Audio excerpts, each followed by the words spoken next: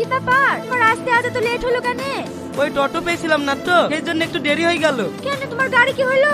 ওই তোমার আইফোনটা কেনার সময় কিছু টাকা কম পড়ছিল তো, সেই জন্য গাড়িটা বেচে দিয়েছি। তুমি আমাকে এত ভালোবাসো, আমাকে আইফোন কিনে দেওয়ার লেগে তোমার শখের গাড়িটাও বেচে দিয়েছো।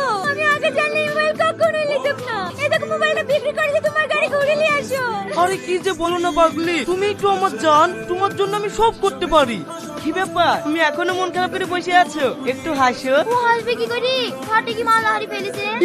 আমি কি শর্ট করে হারিয়েছি নাকি? ঘাটে গাছে দেখে কোথায় পড়ে গেছে। আমি এখন বাড়ি যাবো কি করে? মা জানতে পারলে মেরে মেরে ফেলবে। এইখানে এভাবে কাঁদো না, ও তোমার পরে তাকাইছে।